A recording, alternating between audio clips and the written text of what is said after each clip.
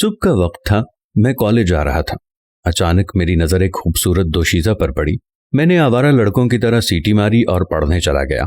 मामूली सी बात थी। मैं सारा दिन अपने कामकाज की वजह से भूल गया कि सुबह मुझसे क्या हरकत हुई थी।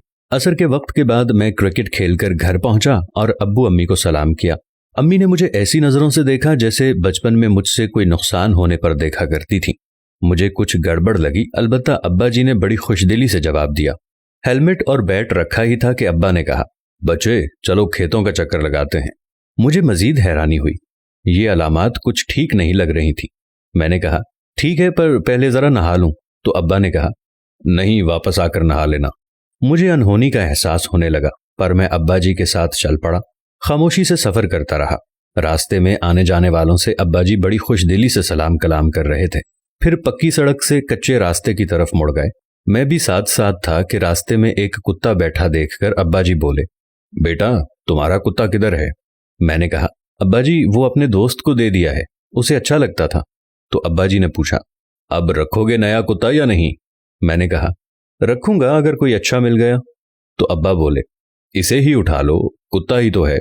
मैं हंस दिया, अब्बा जी ये बेनस्ला कुत्ता है, मैं क्यों रखूं? अब्बा जी हंस दिए और बोले, क्या फर्क है नस्ले बेनस्ले में? वो भी भौंकेगा और ये भी भौंक लेता है, शायद इसकी भौंक अच्छी हो। मैंने कहा, अब्बा जी भौंक तो नहीं देखनी, बहुत कुछ देखना होता है।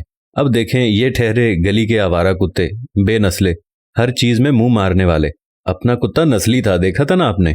कभी घर के उस हिस्से में नहीं आया, कभी किसी बर्तन में मुंह नहीं मारा, कभी ऐसा नहीं हुआ कि कोई खुला बर्तन पड़ा हो और उसमें मुंह मारा हो, किसी का लिबास तक नहीं नापाक किया। अब्बा हंस दिए और बोले, बेटा कुछ बातें कुत्तों और इंसानों में एक जैसी होती हैं, पर शर्त है दोनों नस्ली और खानदानी हों, बदनस्ले ना हों। मैंने पूछा, मसलन? तो अब्बा ने कहा, बेटा वो हर बर्तन में मुंह नहीं मारते। फिर बोले, तुम्हें याद है एक दफा गाय का दूध निकालकर मैंने यूं ही रख दिया था और एक आवारा कुत्ता बाड़ फलांग कर अंदर आ गया और तुम्हारे वाले कुत्ते ने उसे मारा था। मैंने कहा, जी अब्बा जी।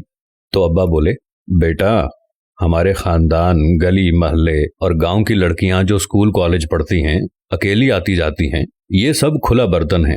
बेटा अब ये चुनाव तुम्हारा है कि तुम क्या बनोगे, गली का कोई आवारा बेनस्ला कुत्ता या अच्छे खानदान का बाइज्जत नस्ली लड़का।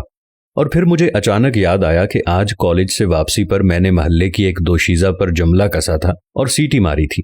उसने जाकर मेरे घर शिकायत कर दी थी, जिसके बाद अब्बा जी ने इंसानों वाली प्यार की जबान में मेरी कुत्ते वाली करके मुझे बहुत कुछ समझा दिया था।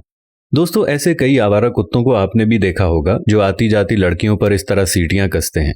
अब उनकी मिसाल क्या ली जाए, आप सब समझते हैं।